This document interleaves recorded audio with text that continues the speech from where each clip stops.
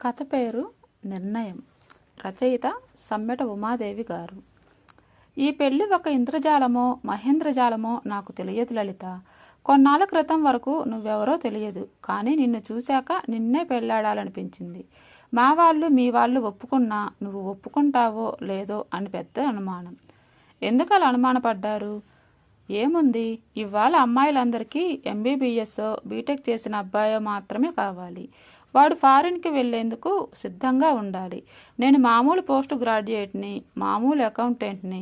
అసలు నీకు తెలుసా, ఇవాళ అబ్బాయిలకు పెళ్ళిళ్ళు కావడం కష్టమైపోతున్నది. అమ్మాయిలు తెగ చదివేసి ఇట్టే ఉద్యోగస్తులైపోతున్నారు. వాళ్ళకు తగ్గ వరుణ్ణి వాళ్ళే ఎంచుకుంటున్నారు. ఎనీహౌ, మనిద్దరికీ రాసిపెట్టు ఉంది, పెళ్లి కుదిరింది. ఐఎమ్ సో హ్యాపీ లలిత. నేను కూడా చాలా సంతోషంగా ఉన్నాను అనిల్. ఒక మాట అడగనా? ఇవాళ రేపు ఎంగేజ్మెంట్కి కూడా ఎందుకు ఇలా పెళ్ళికి పెట్టినంత ఖర్చు పెడుతున్నారు? మా నాన్న ఒక సామాన్య ప్రభుత్వ ఉద్యోగి. మనం పెళ్ళి కాస్త సింపుల్గా చేసుకోలేమా?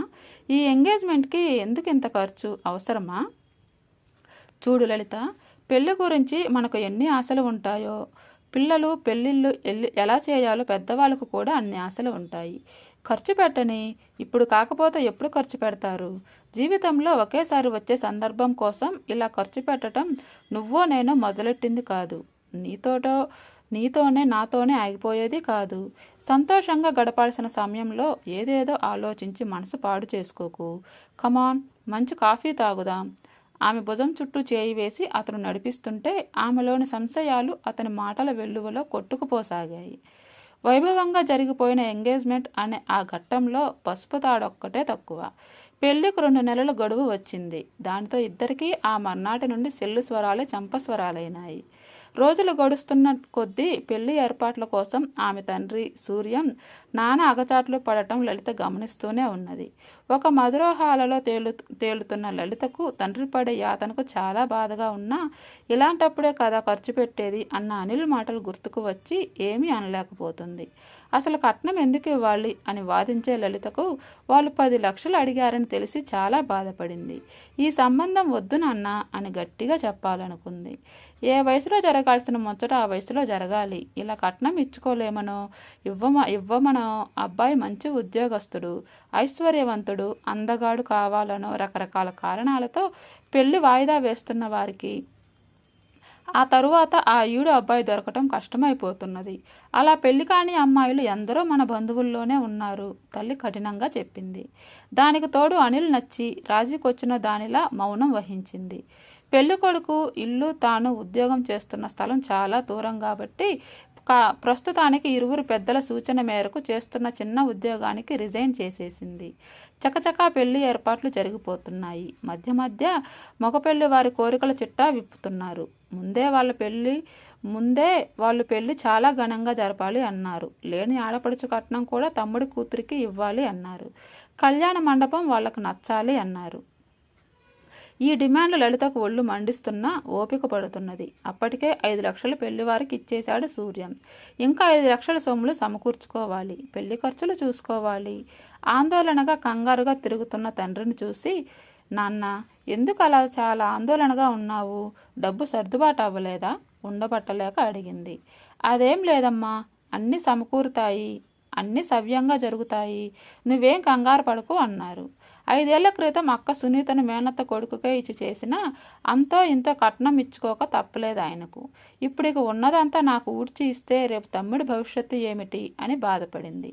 మగపెళ్లి వాళ్ళు ఎక్కడా దేనికి తగ్గటం లేదు. అనిల్ అన్నా కాస్త వాళ్ళకు సర్ది చెప్పొచ్చు కదా. చూడబోతే అతగాడికి కూడా వాళ్ళ అమ్మ వాళ్ళు చేపిస్తున్న ఆర్భాటాలన్నీ ఇష్టమే అనిపించసాగింది. దానికి తోడు ఇంట్లో ఏవో చర్చలు జరుగుతున్నాయి. లలిత వచ్చేసరికి ఆపేస్తున్నారు. 10 రోజుల ముందే పెళ్లికి వచ్చిన అక్క కూడా ఇంట్లో దేని గురించి చర్చ జరుగుతున్నదో ఏమీ చెప్పటం లేదు. దానితో లలితకు మరికొంత అనుమానం మొదలయ్యింది. అనవసరంగా ఈ సంబంధం ఒప్పుకున్నానా అనుకుని బాధపడింది. ఇప్పుడు వెనక్కు వెళ్లేందుకు ఏమీ లేక మౌనం వహించింది. రంగురంగుల పూలతో అందమైన సెట్టింగులతో కళ్యాణ మండపం అందాలు సంతరించుకున్నది. బంధుమిత్రులంతా పెళ్లికి తరలివచ్చారు. పెళ్లి కూతురిగా ముస్తాబైన లలిత చూడముచ్చటగా ఉన్నది.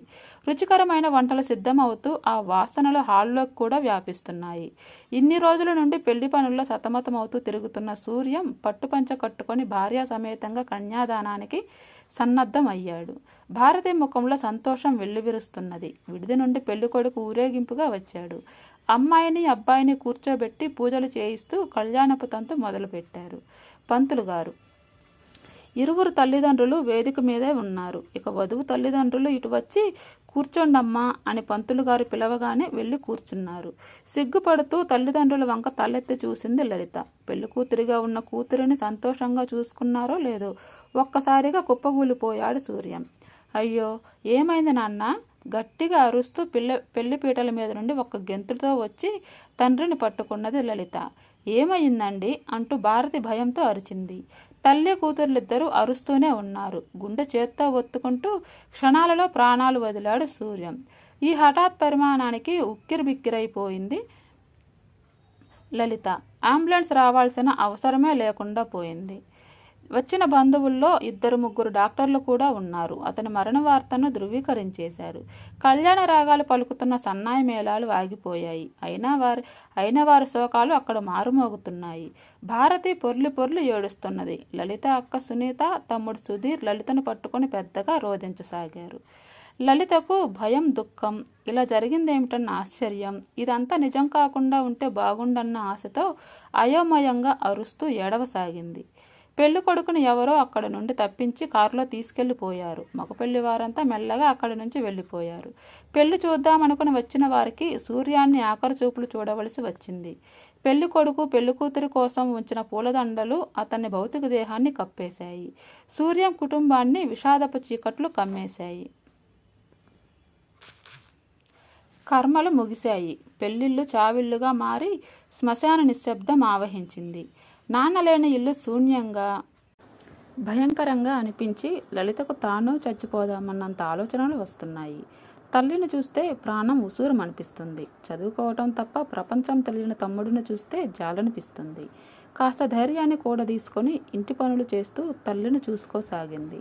తండ్రి మరణం ఎంత బాధగా ఉందో అక్కడి నుంచి జారుకున్న అనిల్ కుటుంబం గురించి ఆలోచిస్తుంటే అంతకంటే చాలా కంపరంగా అనిపించసాగింది.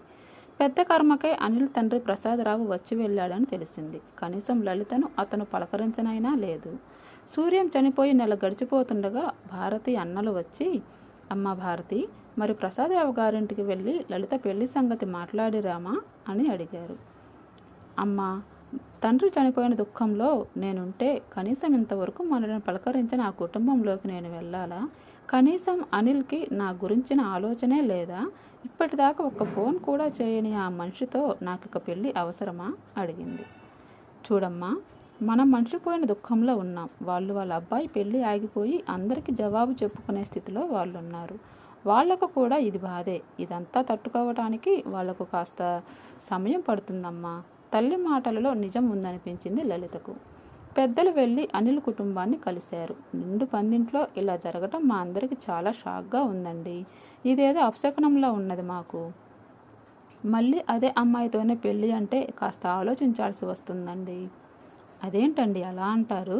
నిజానికి మా బావగారు చనిపోయి పుట్టడు దుఃఖంలో ఉన్నది మేము. ఏదైనా అపశకునం అనుకుంటే అది మేము అనుకోవాలి. పెళ్లిపీటల వరకు వచ్చిన వధువును అలా నిర్దాక్షిణ్యంగా వదిలేస్తారా? ఇది అకస్మాత్తుగా జరిగిన మరణం. ఇందులో ఎవరు తప్పు లేదండి. పెద్దలు, మీరు బాగా ఆలోచించి త్వరగా ఈ పెళ్లి జరిగేలా చూడండి అంటూ హెచ్చరించి వాళ్ళ ఇంటికి మరలారు.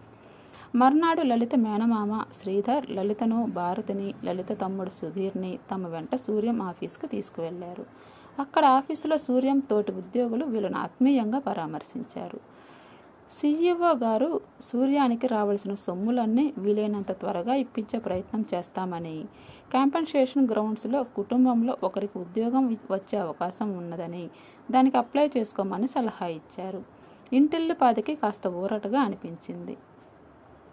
శ్రీధర్ లలిత గదికి వచ్చి కూర్చొని, చూడమ్మా లలిత, ఇంకా చదువు ముగియని తమ్ముడు ఏ జాబ్ చేస్తాడు? మీ అమ్మను ఉద్యోగం చేయమనడం ఏమి బాగుంటుంది? అయినా ఆమె చదువుకు ఏ అటెండర్ జాబో ఇస్తారు. మరి ఏం చేద్దాం అని అడిగాడు. పుట్టడు దుఃఖంతో ఉన్న మా అమ్మను ఈ వయసులో ఉద్యోగం చేయమంటమా? మామయ్య, నాకు రాదా ఆ జాబ్ అని అడిగింది. నీవు అవివాహిత కూతురివి కాబట్టి నీకు వస్తుందమ్మా. కానీ మరి నీకు ఈ నెలలోనే పెళ్లి చేసేద్దాం అనుకుంటున్నాం కదా. ఈ ఉద్యోగం రావడం అంటే కనీసం 6 నెలలకు పైగా పట్టొచ్చు. ఏడాది అయినా ఆగుతాను మామయ్య. మీరంతా అంటున్నారని నేను మౌనం వహించాను, కానీ నాకు అసలు పెళ్ళి అంటేనే విరక్తి పుట్టింది మామయ్య. లలిత గొల్లున ఏడ్చింది. నేను అర్థం చేసుకోగలనమ్మా. సరే, రేపే సీఈఓని కలిసి మన ప్రయత్నాలు మొదలు పెడదాం. ముందు నువ్వు ధైర్యంగా ఉంటేనే ఏదైనా చేయగలుగుతావు. ధైర్యంగా ఉంటాను మామయ్య. ఎందుకంటే ఇప్పుడు అమ్మని తమ్ముణ్ణి నేనే చూసుకోవాలి, స్థిరంగా అన్నది. లలిత తన సర్టిఫికేట్స్, తండ్రి డెత్ సర్టిఫికేటు, అతని ఎస్ఆర్ పట్టుకొని జెడ్పీ చుట్టూ, కలెక్టర్ ఆఫీస్ చుట్టూ తిరగసాగింది. సూర్యాన్ని ఎంతగానో అభిమానించే అతని మిత్రులంతా లలితకు అడుగడుగునా సాయం చేయసాగారు. అప్పుడే ఆమెకు సీనియర్ అకౌంటెంట్ పరమేశ్వర్ గారి ద్వారా చాలా విషయాలు తెలిసాయి. మీ నాన్న నాకు ఆప్తమిత్రుడమ్మా. అందం, చదువు అన్నీ ఉన్నా నీ పెళ్లికి వాళ్ళు 20 లక్షల కట్నం అడగటం, మీ అక్కకి చాలా తక్కువ కట్నం ఇచ్చారని ఇప్పుడు నీకు 20 లక్షల కట్నం ఇస్తే తనకు ఓ 10 లక్షలన్నా ఇవ్వాలని మీ అక్క బావలు పోట్లాడటం ఆయన తట్టుకోలేకపోయారమ్మా. ఇవన్నీ మీ నాన్న నాకు చెప్పుకొని ఎంతో బాధపడ్డాడమ్మా. దానితో నేనే షూరిటీగా ఉండి బ్యాంకులోనూ బయట ఫైనాన్స్ కంపెనీల్లోనూ అప్పులు ఇప్పించాను. పుట్టెడు దుఃఖంలో ఉన్న మీకు ఇప్పుడే ఇవన్నీ చెప్పడం ఎందుకని ఆగిపోయాను. ఇవాళ రేపో వచ్చి మీ అమ్మకు, మీ మేనమామలకు ఆ కాగితాలన్నీ అప్పగిస్తాను. లలిత తలపై 100 టన్నుల బరువు పడ్డట్టు విలవిలలాడింది. కూతురు సుఖంగా ఉండటం కోసం 20 లక్షల కట్నంకి ఒప్పుకొని తన దగ్గర అబద్ధం చెప్పి తాను ఇక్కట్ల పాలైన తండ్రి ప్రేమకు కన్నీరు మున్నీరయ్యింది. అక్క కొడుకై ఉండి మామయ్య కష్టం పట్టించుకోకుండా తనకు ఓ 10 లక్షలు కావాలని అడిగిన బావముఖం, అతనికి వంత పడిన అక్క ముఖం చూడాలంటే అసహ్యం వేసింది. కన్న కూతురికే తండ్రి బాధ పట్టనప్పుడు ఇంకా ఎవరికి పడుతుంది అనుకుంది. అంతలోనే తాను మాత్రం తక్కువేం తిన్నది. అసలు కట్నపు పెళ్లికి ఒప్పుకున్నాక అది 10 లక్షలైతేనేం 20 లక్షలైతేనేం ఈ ఆర్థిక సమస్యలకేగా ఆయన ఇంత నలిగిపోయి తన ప్రాణాల మీదకు తెచ్చుకున్నారు. తన తప్పు ఏమిటో తెలిసి రాసాగింది లలితకు. చాలా గంభీరంగా మారిపోయింది. ఆ రోజు ఆదివారం సాయంత్రం 4 కాలింగ్ బెల్ మోగితే వెళ్ళి తలుపు తీసింది. ఎదురుగా అనిల్ తండ్రి ప్రసాదరావు. ఇంత ఘోరం జరిగిపోయాక మిమ్మల్ని ఎలా పలకరించాలో అర్థం కాక మళ్ళీ రాలేదమ్మా. అతనితో పాటు మరో 2 పెద్దలు వచ్చి కూర్చున్నారు. లలిత టీ పెట్టి ఇచ్చేలోగా భారతి ఫోన్ చేసి తమ్ములను పిలిపించింది. సూర్యం గారి డబ్బులు వచ్చాయని విన్నాం. మీరు పెళ్లికి సిద్ధమని తెలుసు, కానీ అమ్మాయికి ఉద్యోగం ఇస్తామని అన్నారట కదా, అందుకే కొన్ని నెలలు ఆగుదాము. అమ్మాయికి ఉద్యోగం వచ్చాకే పెళ్లి చేద్దాం. భారతికి ప్రాణం లేచి వచ్చింది. ఆమె తమ్ముళ్ళు సరేనండి, మరి అబ్బాయి అంతకాలం ఆగటానికి ఒప్పుకున్నాడా అని అడిగారు. వాడు పెద్దల మాట కాదనడండి, మీరు చూస్తూనే ఉన్నారు కదా అన్నాడు. నిజానికి సూర్యం గారు 20 లక్షల కట్నంకి ఒప్పుకున్నారు. పాపం ఇప్పుడు ఆయనే లేరు. మీరు మిగిలిన 5 లక్షలు ఇస్తే చాలులేండి అన్నాడు.